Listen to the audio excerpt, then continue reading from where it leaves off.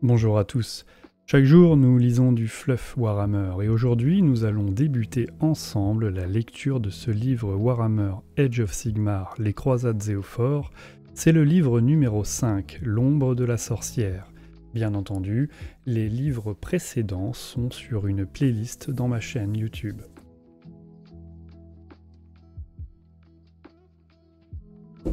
Si vous aimez ces lectures, n'hésitez pas à le signaler par un pouce et par un commentaire.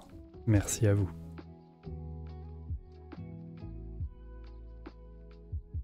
L'odyssée de la croisade de la comète devient plus sombre et plus sanglante à chaque nouveau tour de la grande roue.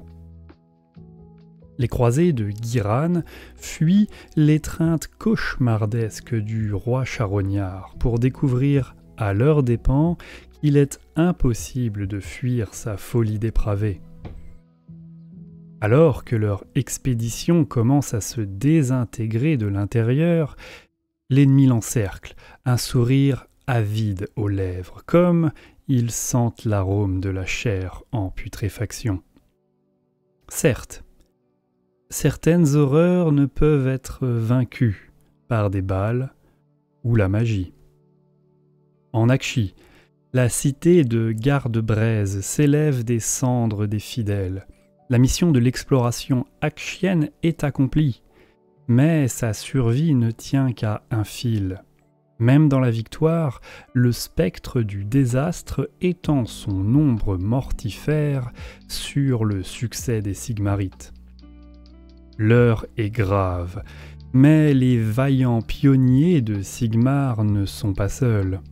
Certains sont prêts à risquer leur âme pour entretenir la flamme de la croisade de la comète. Dans la ville assiégée de Amerol Aksha, les agents de l'ordre mènent une lutte éperdue dans les ténèbres pour en finir avec la source de la malédiction qui infecte le sang des Zéophores. Ailleurs, une sombre silhouette déploie ses ailes avant de révéler pour la première fois sa présence. Est-ce un allié ou un ennemi? Et ces machinations apporteront-elles le salut à la croisade de la comète ou signeront-elles sa perte?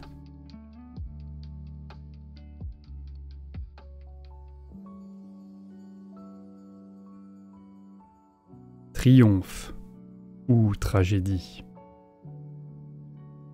Le sort ne nous a pas épargnés. Gargants, ghouls, ogres nécrophages auraient adoré nous dévorer. Mais on est toujours là, pas vrai? On marche encore, on combat encore, et la croisade de la comète ne s'éteindra que lorsque le dernier Zéophore aura rendu son dernier soupir. Citation du chevalier éminent Bevrond Tarking. La croisade de la comète se trouve au bord de l'abîme. Une branche de l'expédition a terminé son périple et fondé une nouvelle cité du dieu roi. L'autre poursuit sa route, malgré la folie qui la ronge à petit feu. Les épreuves que connaît cette grande expédition commencent à peine, et alors que les ennemis se pressent de toutes parts, le besoin d'alliés se fait sentir plus douloureusement que jamais.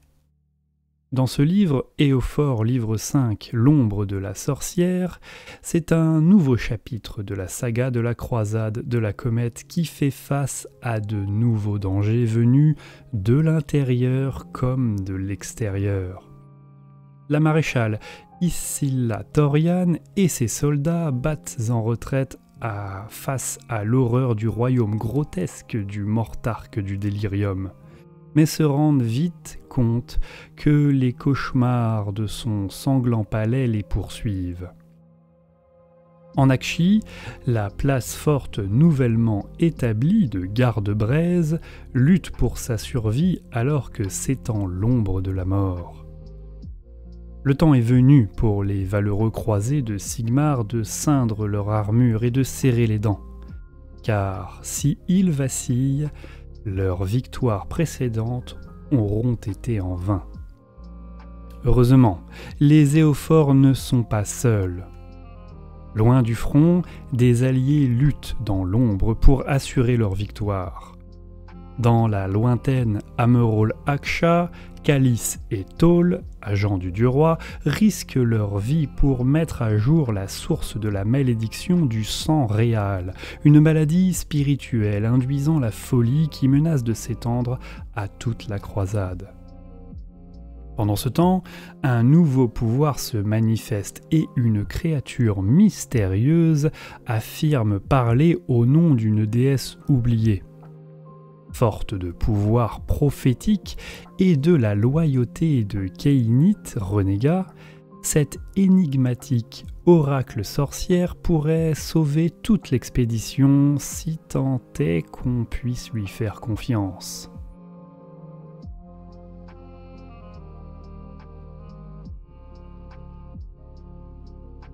L'oracle dans les ténèbres. Amerol-Aksha était une métropole assiégée, attaquée des deux côtés par les armées du dieu du sang, pendant que les forces maléfiques tentaient de la dévorer de l'intérieur. Mais alors que le désastre menaçait, les cultistes kéinites de la ville étaient pris dans une guerre clandestine, aussi mortelle qu'incertaine. Tandis que la ville tremblait de peur, le grand temple kéinite de Nargarai se dressait solennellement. Ses tours, en forme de lame de cimeterre perçant le ciel au-dessus de Amerol. L'arène attenante, qui normalement résonnait des fracas de l'acier et des cris des combattants, était silencieuse et vide, car les gladiatrices étaient parties se battre près des remparts. Les foules hurlantes qui se pressaient naguère dans les gradins s'affairaient à se barricader dans leurs maisons craignant les hordes de meurtriers adorateurs de cornes qui assiégeaient la ville. Tandis que les ténèbres déferlaient sur le grand aride, une silhouette franchit le seuil de Nargarai. Vêtue d'un manteau à capuche gris, tenant un bâton de métal, la silhouette marchait avec assurance, sans savoir ou sans se soucier qu'on l'observait. Elle passa sous le regard de fer des statues kéinites pour rejoindre la pénombre du temple qui était éclairée par les flammes rouges d'un unique brasero placé sur une estrade souillée de sang. Tandis que la silhouette s'approchait, d'autres se détachèrent des ténèbres de chaque côté, des lames luisant dans leurs mains. Sur l'estrade apparut une elfe au port noble, portant une cotte de mailles finement ouvragée et la coiffe élaborée d'une reine matriarche. Yggdrasia était son nom, et la cour de Morathi-Kane avait souvent loué son absence totale de pitié et sa loyauté sans faille à Agnar. Une expression de triomphe cruel déformait les traits d'Yggdrasia, car une des sorcières messagères renégates qui osait mettre en cause la nature divine de Morathi-Kane avait pénétré de plein gré dans son antre. Elle accusa l'étrangère de sédition et de conspiration et ajouta que Morathi-Kane la récompenserait certainement pour le scalp d'une telle hérétique.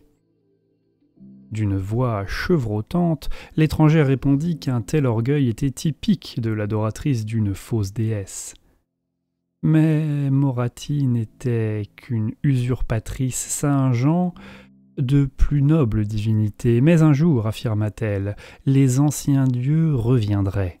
C'était aussi inéluctable que la danse du cosmos. Et quand ils reviendraient, ceux qui les avaient abandonnés seraient châtiés. À ces mots, Yggdrasia lança un ordre bref, et ses acolytes s'approchèrent de leur proie, dague en main. Quand elle n'était qu'à une enjambée d'elle, l'étrangère laissa tomber ses robes pour révéler qu'il s'agissait d'une elfe. Son visage était dissimulé derrière d'épais cheveux raides et un masque représentant un œil unique. Deux ailes aux plumes d'une noire de jais jaillissaient de ses épaules.